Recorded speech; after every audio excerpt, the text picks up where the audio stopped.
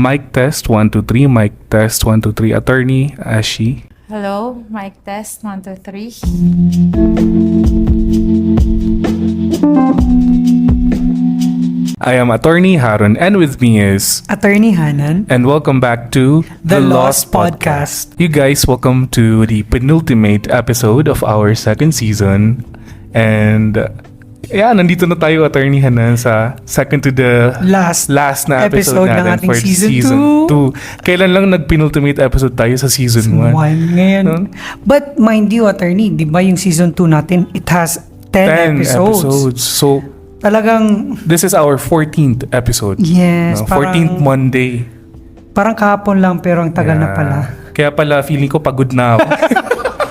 14th Monday, 14th weeks, but Thank you po, Attorney.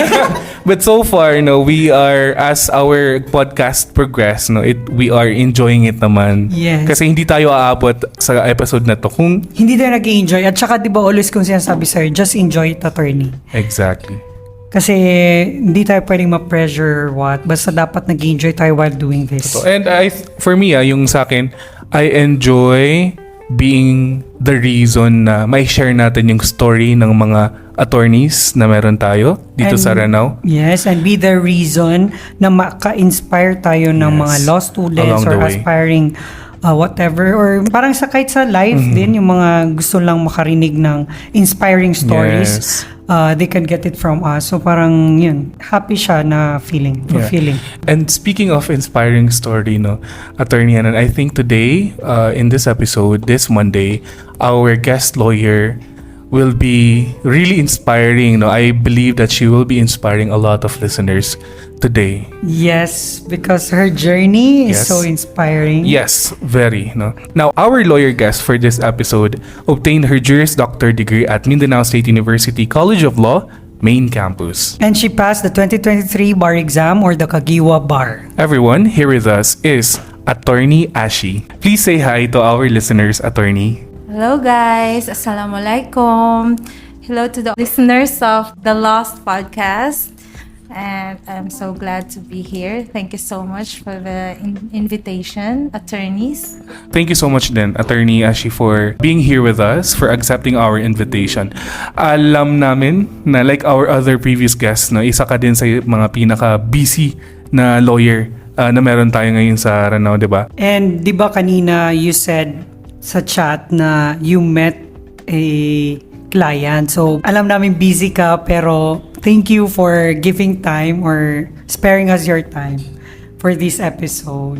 Para sa ating listeners, para maka-inspire. Nakaka-inspire ba talaga yung life ko? Abangan nila. And speaking, Attorney Hanan, of her meeting her client kanina before this recording, we'd like to ask Attorney, how is it so far, yung pagiging private practitioner dito? I mean, it's quite stressful, pero very fulfilling kasi yun nga, I meet a lot of clients and then I learn a lot of techniques in private practice kasi when I'm dealing with them, then I also study the cases, and then especially pag sa PI level pa lang, I try to, yung purpose ko sa PI pa lang, gusto ko ma-dismiss na yung kaso at that level. Tapos pag sa court naman, yung mga techniques like on how to cross, ganon. So, very fulfilling siya actually for a lawyer kasi ito talaga yung pinasok natin eh. So, nafe-feel mo talaga yung attorney, ito na talaga yung trabaho mo. With all due respect sa kung anong pinasok ng bawat isa. Pero Yes. sa part ko, ito talaga yung gusto kong ma-feel na kung ano yung litigation. Ano yung actual na work for talaga na lawyer work for talaga. a That is lawyer. litigation. Yeah, the litigation. So far, Attorney Ashy, ano po yung pinaka-memorable sa inyo or pinaka-malapit sa puso mo na na-handle mo na case? Ang dami ko na-handle na cases, pero yung pinakamalapit, Or memorable. memorable. Marami. Actually, halos lahat. Pero yung kidnapping case siguro. Okay. Kasi nagsanga-sanga yung kaso eh. I mean, nine accused, and then some of them are public officials, ganon, okay. or government employees, ganon. Tapos may mga police pa. So may mga nagsanga pa na administrative cases filed in sa parang Maguindanao, ganon. Wow. So napapapunta pa ako doon. Oh, yung mga ganong medyo may thrill kasi it involves mga MILF, stuff like that. Iba talaga yung yung mga lawyers na nag-engage in private practice. Yung sabi ni attorney na may thrill. Yung nababangga mo na ay mga politicians, they have ranks no sa politics, they have ano ba, parang miyatisiran na or matagal na sila sa serbisyo and they know a lot of people, 'di ba? Yes, they in the have government, connections. they have connections exactly, and Tapos here you may are. kakausap pa sa'yo na baka pwede hindi mo i-handle yung kaso na yan kasi it involves redo or something like that. So baka mapahamak ka, ganun. How do you handle that? Paano mo siya, attorney, pinupursue yung ganyang mga klaseng kaso na malalaki yung nababangga mo? Well, first, I try to assess the case muna, no? Tapos, I ask the guidance of my father kasi yes. city fiscal siya. And then, ganun pag hindi ko kayang yung ma-assess yung situation, like if it's gonna be dangerous on my part. Pero pag nakikita ko na kaya ko naman, tinatanong ko yung clients kung okay ba tong kaso na to, hindi ba ako mapapahamak dito or something like that.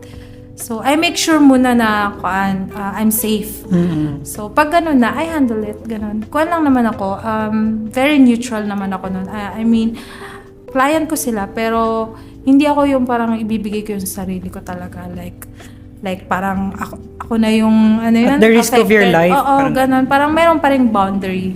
Ganun. Para alam din ng kung sino man yung nila, kalaban nila na I'm just doing my job as a lawyer. Ganun. Amazing no, attorney, kasi may mga tao talaga or may mga lawyers talaga na they want thrill. Ako parang hindi ko siya kaya, pero amazing sila magkapatid because remember si Attorney Jax, yung episode 7, private practitioner din siya. So pareho sila magkapatid. So parang they're just really born to be private practitioners because litigators because yung sabi nga nila fulfilling. Pareho sila dun na fulfilling at saka yung parang may yun lang, yung fulfilling yun para sa kanila, which for some lawyers hesitant tayo ganun. Kasi fulfilling din yung sinabi ni Attorney Jax on one of his reasons why he does private practice. I'd like to ask Attorney Ashy kung yung pagiging prosecutor ng papa mo, did that like somehow contributed to you deciding na ay mag-private practice ako, mag-private litigate ako? Actually, it's very minimal lang kasi while I was a student before, I help him, I assist him in preparing his resolutions. Ganun. Kasi sabi niya, basahin mo tong kasong to, tapos tell me what you think. Yeah. Ganun. So, with that experience, nakita ko na, ganito pala yung filing ng cases, ganun. Pero ang nag-motivate sa akin to do private practices, during my review in 2022, a friend of mine referred a case to me na kaso daw ng kapatid niya. Okay. It's like, frustrated murder, like that. So, sabi niya, pinagbintangan lang kasi nandun daw siya sa Zamboanga, but yung jurisdiction nung nangyari is within Lanao del Norte. And nagre-review ako nun, but parang gusto mong tumulong. The feeling of you want to have this advocacy na kawawa naman kasi pinagbintangan.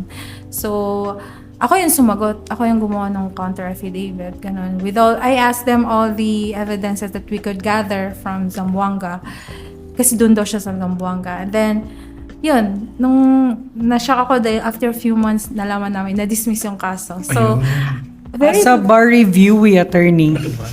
Naka-dismiss siya ng kaso indirectly. Yes, no doubt kaya siya inspired or kaya yun yung reason niya ba't siya nag-private practice. Oh my God. I can see diba, that. yung hindi ka pa lawyer pero meron ka ng kaso na-dismiss. Yes. Tapos naisip ko na, kaya ko pala yun. Kaya ko palang magpa-dismiss ng kaso. So parang ano yun? Parang it's I could save lives. Ganon. Yun yung naisip mo. Now, let's go back muna, attorney, dun sa start. Before law school, I would like to ask Attorney Ashy kung ano yung pre-law mo. Pre-law, I graduated AB English at MSU IIT. Sandigan ako. Nice. So, did you enter law school right after graduation sa undergrad or you engaged muna sa work? Well, my initial plan was to work. Kasi after graduation, I went to Davao and then for training sa call center agent. Kasi BPO, that time kasi yun yung mga first na tinatry na work. Tapos sabi ko, gusto ko 2 years mag-work. Then after, gaining experience, saka ako maglo-law. Pero Yeah. my father had a different plan. Plan for you. So pinauwi niya ako. Tapos pina-enroll niya ako sa law school. Dito sa Marawi City.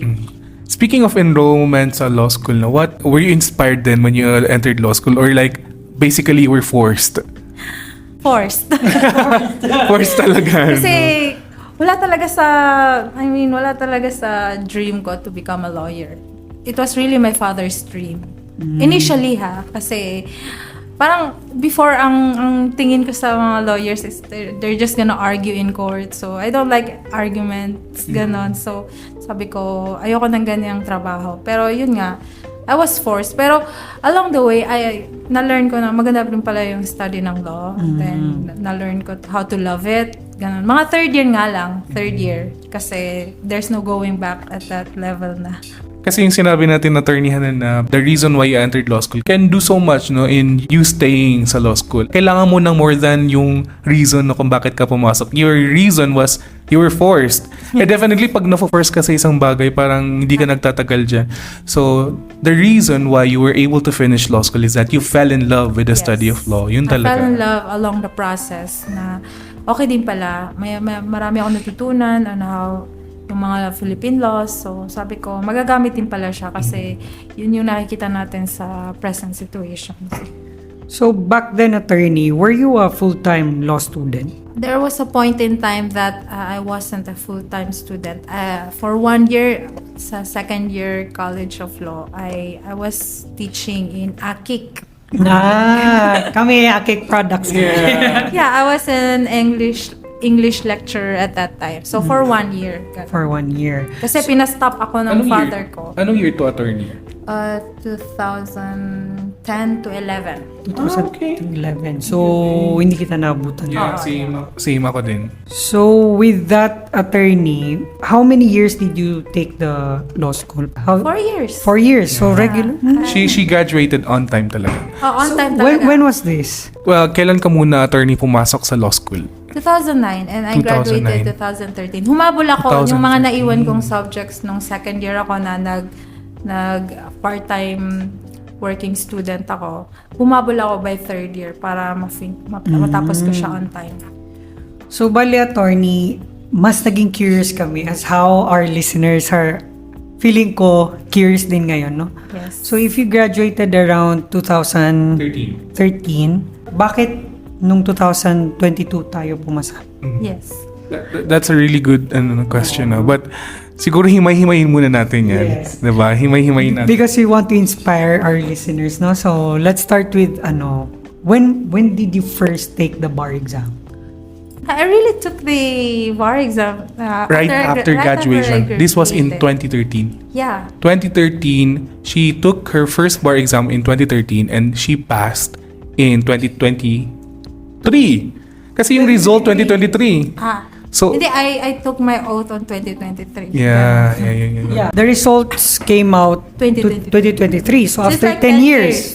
A decade. Oh Yeah. my God. Don't lose hope, guys. So let's start muna, attorney, with your first take. This was 2013. No? Tell us kung how it went. No? Since it was my first time and I was clueless at that time on how to organize my review kasi syempre bago pa lang, start pa lang. So siguro I was nervous. Kabado naman talaga nung first take mo kasi you weren't sure kung ano yung bar exam, you weren't sure what to do and how you're gonna schedule your study, ganon. So, go with the flow lang with the other seniors siguro na how they advise you kung paano ka mag-review, di ba? Ganon naman talaga tsaka, yun. Uy, paano kayo nag-review? Ano yung mga binabasa niyong review books? Ganon. So, parang sa pagiging clueless natin ng mga time na yun, nagtanong-tanong ka na lang and you just do what others advise you. Kahit feeling mo, kaya yun, yung ganong style ng pag-aaral nila or ganon. Kasi feeling mo, ganon yung ginawa nila, pumasa sila. So, you just go with the flow na ganon siguro yung paano. Yung feeling na it worked for them. So, ito Why not siguro for yung, me? Ganon. exactly.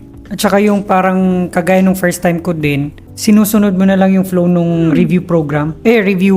Oo, sa yung review center review mo, center. ganon. Oo. Pero actually sa review center, parang hindi kami same ng kung ano yung tiniteach tapos ano yung inaaral ko. Parang I scheduled my own yung anong subjects na babasahin ko, ganon. Kasi yun lang siguro yung na-change sa akin kasi hindi ko fina-follow kung ano yung hindi kasi ako maka-follow kasi minsan mabilis sila or minsan mabagal, ganon.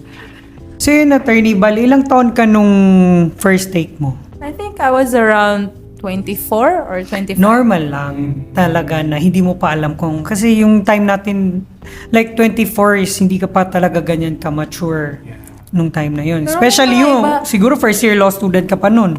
Oo. 'Di ba? Yes. What was Kasi your parang- age when you graduated? I graduated mga siguro 27. Oo. So, mas younger ako. Yun yung mga Oo, time na and- parang feeling mo naglalaro ka lang eh. Kaya nga yung sabi ko din na entering law school requires some maturity din, siguro, in order for you to survive it and ultimately maging makapasa sa bar exam na. And also exposure siguro sa real world, no? Yun. During bar exam. Kasi marami sa ating mga students nowadays, especially mga law students dyan, na hindi nila alam kung ano yung nangyayari talaga sa bar exam. Hindi sa kanila na may mention. Sinasabi lang na it's very hard, difficult, pero yun, kailangan siguro during bar operations, they are exposed talaga. Kasi, yan na pala yung tatahakin namin na bar exam, ganyan. So sa long journey mo, attorney, sa pagpasa sa bar at saka sa pag-graduate mo, curious ako, hindi ka ba, ano ba to, single ka ba nung mga panahong ito or you got married along the way?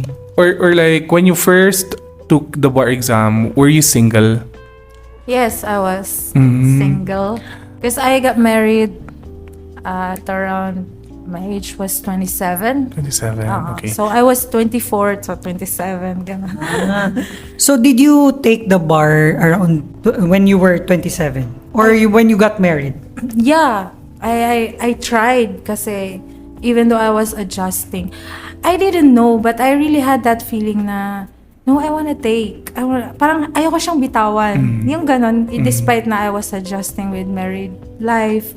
And I was also pregnant at that time. I got pregnant after a month. So parang sabi ko, kaya ko ba to? Pero kasi, meron kasi akong personality na there's no quitting. Yeah, no. yeah. And Laban lang. failure won't define me. Ganon. So, laban lang. Ganon. Try. Ganon. So, when you took the first bar exam, single ka, and when you had it on your second or third try, you were already married na? Yeah. Mm. Parang- So, Attorney Ashy, I am curious now if there is a difference in your bar journey when you took it being single and when you took it na married ka na. Like, ano yung sa tingin mo yung noticeable na change or difference between that eras? Sobrang laki actually. Okay. Kasi when I was single, you own your time. You have yes. you have your own pace kung kailan ka magbabasa, kailan ka ganito. And then you have your free time, ganyan. You can go anywhere you want or do anything you want. Wala ring magsasabi sa'yo You what have to the do. freedom. You have the freedom. Pero when I got married, of course, limited na kasi isipin mo, I'm doing this kasi ganito, itong family, tapos Responsibilities. responsibilities. I mean, I was, pinagsasabay ko kasi siya, may responsibility as a wife, tapos yung ganun din, nagre-review din ako. Parang 50-50 pa rin siya kasi there was adjustment. Plus, I got pregnant, so parang na-triple yung kanya na burden. Hindi, I don't call it burden, pero Or yung challenge? no? challenge, ganun siguro. Kasi isipin mo, it's my first time to get pregnant. Tapos, what if ganun, baka mapano yung bata while I'm feeling stressed. Yes. Reviewing, ganun. Kasi Totoo. you're not sure kung ano yung mafe-feel ng body mo while reviewing, ganun. So, di ba, nagsusuka ka pa sa first time, ganun. So, It was marami talagang adjustment. the experience between the two eras, the different Sobra, talaga. as in, sobrang different talaga yung experience na nasabi ko. Grabe, nung single ako, I could do anything I want. Pero ngayon, very limited lang and I could only do so much na. Ito kailangan, yung time ko na ganito, free ko, magbabasa ko kasi na ito lang yung time ko, unlike nung before, ganon. So, it affected you sa pagre-review. Yeah, I could say because I feel guilty then every time I cannot give my 100% to everything. Kasi yun, as a wife, as an expecting mother, and then as a reviewee, parang na-divide talaga ako nung time na yun. And I didn't know how to adjust siguro. So, tingin mo yun ba yung reason kung bakit you did not make it again? Yeah, kasi I wanted to give my 100% with each yun nga aspect doon sa hinaharap ko noong time na yun na kailangan ibigay ko 100%. Kung kailangan ako dito sa ito as being an expecting mother, magkukuhan ganito. So I give it. Parang binibigay ko ng time yun. Kung inaantok ako, matutulog ako. Kung I'm not feeling well, hindi ako magbabasa. Ganun. So na-divide talaga yung yung time ko with that adjustment. During that time, attorney, wala bang nag-advise sa'yo not to take the bar muna? Because na-experience nila, alam nilang mahirap pagsabayin. Well, may mga nagsasabi na mahirap yan, ganyan.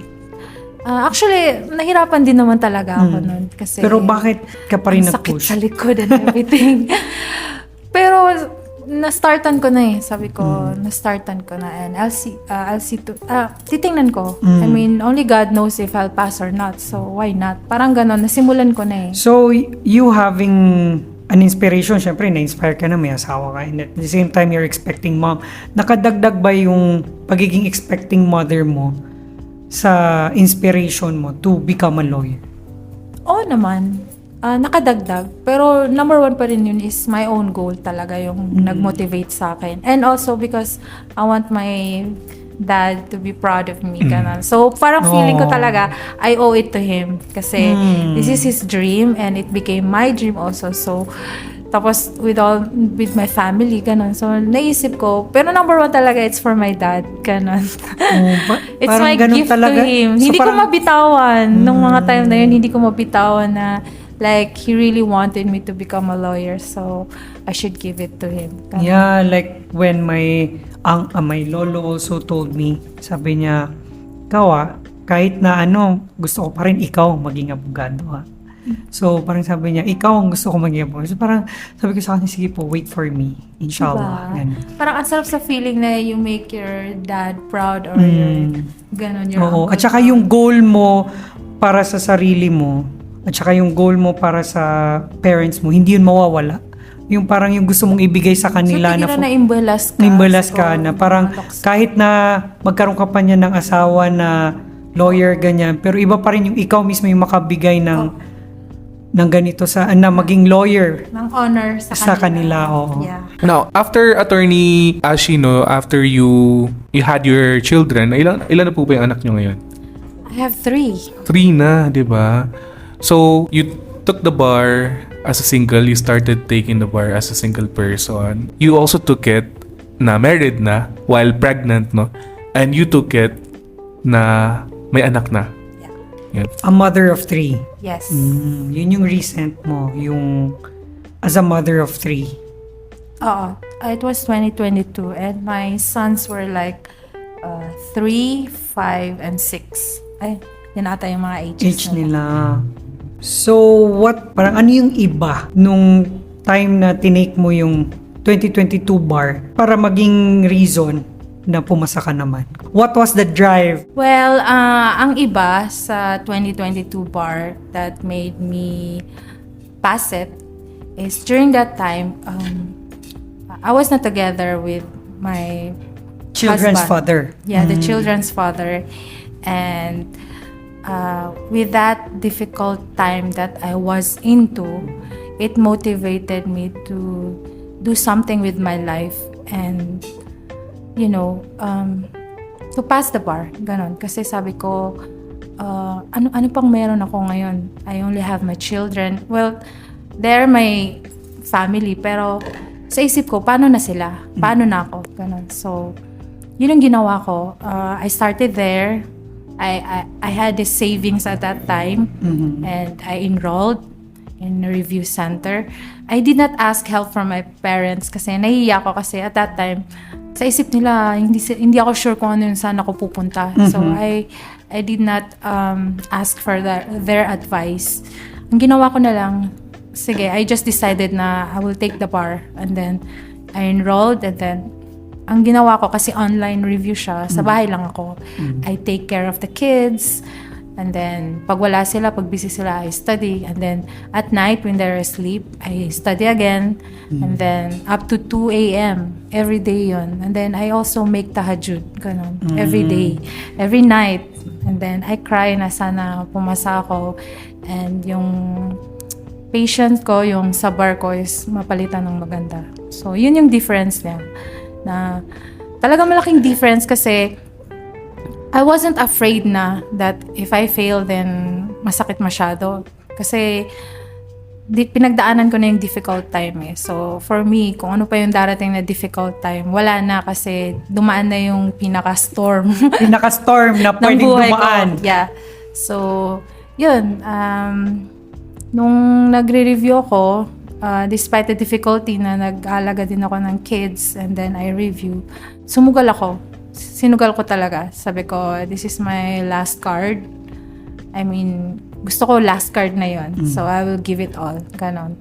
So, yun talaga yung difference niya kasi I wasn't afraid anymore if pumasa ako or not. Ang importante sa akin is I will take it. I will try. Ganon. Yun yung sabi ko si Attorney Haron, no? So, parang kahit nung last din na episodes natin with other lawyers na kapag ka na-feel mo na last card ko na to, last try ko na to, di po parumanan. Last na dyan eh. Parang ganun. Pag na-feel mo na yon parang yun na yun, papasa ka. Kasi binigay mo na lahat eh. Parang di mo na binibigyan ng second chance yung sarili mo. Bibigay ko na to lahat and I will make it this time. Parang ganun. Sunsuale mataron. Parang ganun.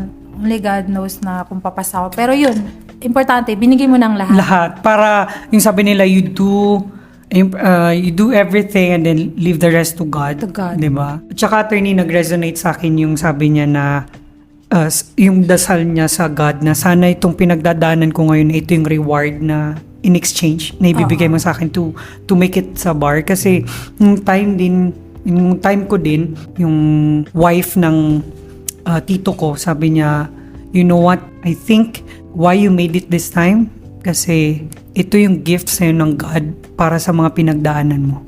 Because my 2021 also, and 2022 was a rough time also for me. So, parang naging blessing talaga. Pinalitan ng Allah subhanahu wa ta'ala yung challenges I went through. Pero, kaya ko pala yun kailangang madaanan. I don't know with you, attorney, pero kasi para to humble me. Ganun.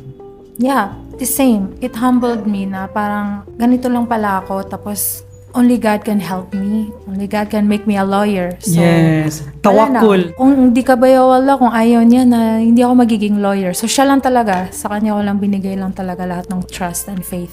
And yung sabi nila na Allah does not burden a soul beyond that it can bear, diba? In your case, imagine you were able to bear that long years, no? 10 years. So kasi, attorney, i-upload natin to. Bar waiting pa rin yung mga barista natin for 2024. So please be inspired na yung tawakul nga, no? Believe in God's decree. But at the same time, don't lose hope whatever the result may be. Yeah.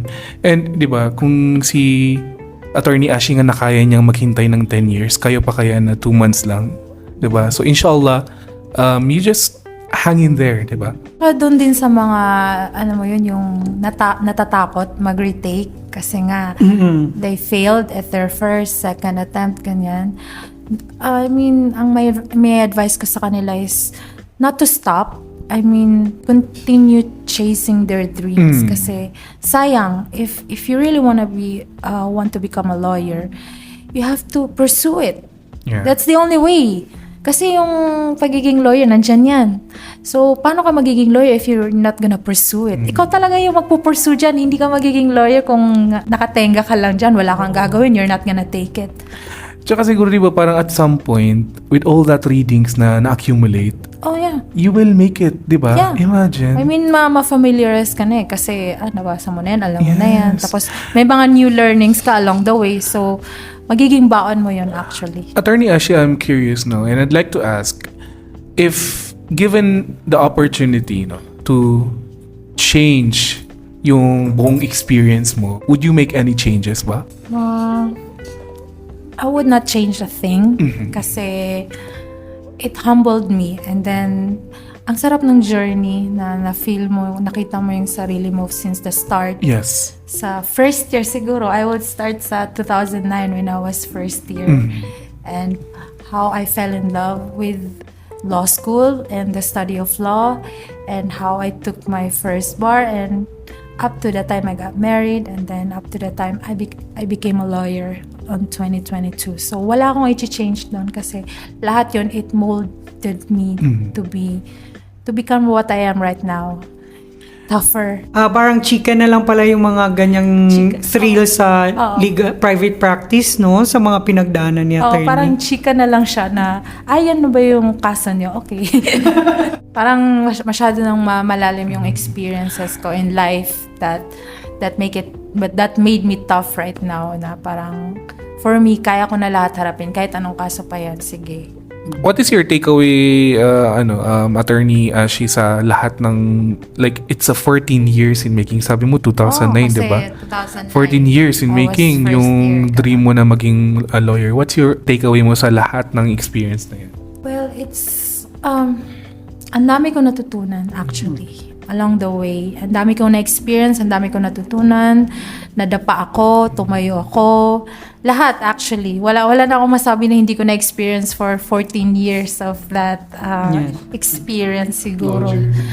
So, feeling ko, kaya nga sinasabi ko, it made me tough. Kasi, and also, dun ko rin natutunan na if I really want something, then just go for it. Parang hindi ko bibitawan until I get it. Ganun. So, tsaka yung sabi nila, and nothing's impossible. Push lang ng push. Kasi yung sabi din nila na never miss a bar exam. Ako, I really believed in that. Kasi when I did not make it nung 2019. Nung naghihintay ako ng bar results, sabi ko sa parents ko, ayoko nang i-take. Pero nung makita ko yung bar rating ko, sabi ko, hindi masamang mag-try ulit. So, I tried again. Pero yun nga lang, na-COVID ako. Pero I made sure talaga na I will never miss a bar exam. Ako, I have so much respect for those who became a lawyer, but prior to that, they took the bar many times, no? Kasi if I were in your position, I don't think kaya ko. It's really like, nakakapagod. I mean, reviewing, my gosh. Alam ko yung feeling na parang sawang-sawa ka na, reading. Yung sukang-suka ka na. Sukang-suka ka na, sawa nga nababasa Binabasa mo kasi mo. paulit-ulit na yan. Pero, ewan ko. At some point ba, Attorney Ashy, parang na-question mo ba yung sarili mo na, bakit hindi ko may pasa-pasa to? Lang, ganun ba? Parang, were you at that point na you're asking na, you're No. questioning na? I never questioned Okay. myself kasi sabi ko, it's just not my time. Kaya may kinulang lang. Oh my may kailangan gosh, lang ako yeah. i-improve ka na. So, So- it's just not my time, and my time will come one day. So Ganun. dear bar waiters or bar takers, take note of that, diba? If kuris ka, if it's your time, then it will come talaga. Yes. Kader. I wanna ask you, attorney, para naman to sa mga listeners natin na who might be on similar situation as you were, ano yung advice mo sa kanila na pwede nilang gamiting source of strength nila to still live life and move forward siguro? Well, my say is to never give up on yourself. Kasi once you give up on yourself, you give up your dreams, you give up whatever aspiration you have in life. Ang unang-una mong ilalaban is yung sarili mo. Kasi kung pwede kasi lahat ng tao sabihin, hindi mo kaya yan. Mahina ka, hindi mo kaya yan. Titake ka na naman, ganyan. Hindi ka na ba nagsasawa? Hindi mo kaya yan. Sayang yung oras mo, yung pera mo. Mag-work ka na lang or change career, ganun. Pero if you would believe yung ibang tao, kung pag silang paniwalaan mo, you give up on yourself. Kasi parang sinabi mo na rin sa sarili mo na, hindi ko kaya. O tama pala sila. Mali ako. You are not worthy, ganun. Oh, I am not worthy pala na maging lawyer kasi sabi nila hindi ko kaya. No, don't entertain that thought kasi once you give up on yourself, wala na yung dreams mo, give up mo na yung mga gusto mo sa buhay, ganun, kasi mas naniwala ka sa kanila, they defined you kung ano lang yung kaya mo. So, just say no to that and don't give up on yourself. Ilaban mo yung sarili mo, ilaban mo yung dream mo, ganun. Yeah, yung sabi ko nga sa mga friends ko na nag-take din ng bar, na advice ko sa kanila na parang in other way of saying it is, ugupi nga, ginawa nga. Kasi ikaw lang makakatulong sa sarili mo. Yeah, you owe yourself that. Actually, we owe ourselves that na wag nating i-give up yung sarili natin. Kung kaya naman natin, kung feeling natin, kaya natin. Wag nating maliitin yung sarili natin na ito lang ako, ito lang yung kaya ko. I mean, the fact that you graduated in law school, meron ka ng edge niya na kaya mo. Yeah. So, ipupush mo lang, konti na lang, ganyan, para pumasa ka sa bar. In the journey of becoming a lawyer kasi, yung self-doubt na tataman, no? Like, it's always there. Yeah, there are times na super overwhelmed tayo sa self-doubt, but kailangan mong maniwala pa rin sa sarili mo, diba? And lumaban, no? So, You have to build your own self-confidence. So, kailangan ikaw mismo yung confidence sa sarili mo na kaya ko to. Kasi once you entertain that self-doubt, wala na, magka-crumble na lahat na, hindi ko pala to kaya, nakakahiya, baka mabagsak na naman ako, ganun. So, kailangan you build your own self-confidence. Yeah. Kahit despite all the critics around, ikaw pa rin yung, nasa sayo pa rin yan actually. Actually, yun din yung difference nung first take ko. Parang ang inisip ko nung sasabihin ng ibang tao pag I will not make it, no? Pero nung pumasa ko this 2022, ang drive ko lang talaga nun is to pass the bar. It's for my parents. Wala akong pakialam kung I will not make it. Sa opinion ng mga tao, if I will not make it. Ang laban na to ay para sa akin. Ang laban na to para sa pamilya ko, sa pangarap namin. So, kahit anong sabihin nyo dyan na hindi ako maapektuhan. So, parang because of that peace, while taking the bar for 4 days, parang ang saya ko lang. Parang excited lang ako na I know na I'm at peace. Kasi hindi ko na inisip. Kasi laban mo to sa sarili mo at sa family mo. Yes. It's not for the people. You're not proving yourself to other people. This is for yourself. It's your fight. It's your own fight para sa dreams mo na gusto mong i-pursue. It's not for other people na sila yung isa-satisfy mo. when you took your last bar, attorney, the Kagiwa bar, did you feel na it's my time? Yeah, honestly, oo. Parang I was at peace. Ayun, Yun nga, sabi ni yun Hanan, talaga. I was at peace. And then, nung lalabas na yung results, it was Ramadan, right? And then I was May. sleeping. I think it was in May. I mean, nung nagising kami, April ba? Okay. tapos diba, magpa-pray pa yan. I even took a video of myself. Like, I told the video that today the bar exam will finally, the bar exam results will be finally out this afternoon. Video ko pa yung sarili ko. At Parang ko, nag-vlog ka. Nag-vlog ako sa sarili ko, tapos natulog ako. And then, gumising lang ako nung malapit na lumabas. Sabi ko, na siguro to, gigising na ako. Ganyan. Then, I prayed. Ganon. And then, Friday prayer pa yun. Pumunta ako sa masjid. Tapos, pagbalik ko sa bahay, excited na akong tingnan. Sabi ko, tagal naman. Letter D. Sabi ko, ang tagal naman. Ang tagal pa ng letter D. Kasi yung division nung yung division. A to... Then, A to D. Last yung D. Oo. Pareho tayo. Then, attorney. Tapos, I was imagining ano yung font ng letter. Then, nalalabas yung apelido ko at pangalan ko. It's crazy. Kasi first time ko na-feel yun. Excited ka to see the result. Oh, kasi, na-excited. Hindi ka yung takot ka na, huwag nang sabihin sa akin mo ano yung lalabas na result. Ako, I was really excited that I really wanted to vlog myself. Natitingnan ko yung sarili ko, paano ko mabasa yung name ko. Ganun talaga ako ka-confident sa sarili ko. And would you agree with me, attorney, na nung time natin, talagang hihintayin mo yung role, di ba? Walang nag-leak na result. Wala. Unlike sa time ni Naharon, may lumabas na I result. know. Somebody leaked it kasi nung I was waiting sa letter D, I opened my laptop kasi gusto ko i-take ng video yung sarili ko. Then while I was opening my laptop, kasi para doon ako maghintay, somebody chatted na pamasa ako. Ang bilis, sabi ko, really? Na anong letter na to? nasa letter C pa. Tapos, sinend sa akin talaga yung list. Sabi ko, doon ako napasigaw. And I was really looking for my dad at that time. Kasi syempre, siya yung first na gusto ko malaman. And at that time, he wasn't watching it. Kasi feeling niya, hindi na naman ito papasayo. Baka!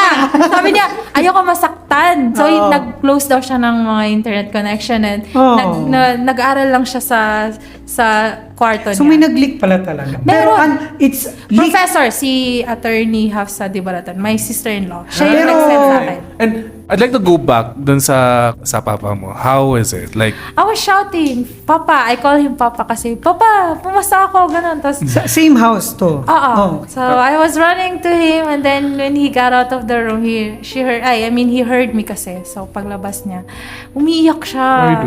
He was really crying. He cannot even speak a word kasi umiiyak lang siya. Iyak lang siya ng iyak. Tapos, I hugged him. I was really happy to even cry pero naiyak ako kasi umiiyak siya. Like ako din, hindi ako maiyak-iyak. Walang luha. Pero I was shouting as if I was crying. Oh, shouting kasi you're happy kasi finally, ganun. Pero the people around you are like, yun nga, Sila happy tears. Ako, happy tears. Tapos parang sa akin walang lumalog. Pero oh my God, I get them. Parang gano'n. So, naiyak na lang ako kasi umiyak na siya. Then, na-feel ko na yung lahat ng pagod. Siguro na-realize na in all those 10 years na he witnessed how I struggled with my situation. Siguro nakita niya na finally yung anak ko, tapos na yung kalbaryo niya, gano'n. So, maybe that's why he really cried. Kasi he felt it, yung pagod, gano'n. kayo ba yung panganay niya? Yeah, I'm the eldest. Oh, baby girl. Baby girl. Pero si Atty. Haron, dun siya curious sa kung paano ka pumunta kay father mo. Ako dun ako curious kung na-upload ba tong vlog na to. Asan ba yung video na yun?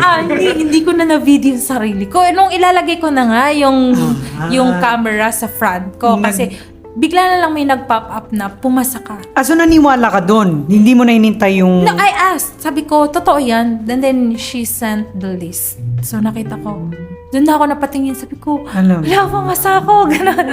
Naniwala na talaga So hindi mo ako. nakita yung sa TV? Hindi ko na nakita. Hindi ko na na-finish. Actually, tumakbo na ako sa father ko. Wala ko naman yung talaga yung list. Tinapos. Although, natapos na yung list, feeling ko yung name mo na kay Suryahya kasi nakakuan. Magkasabay lang eh.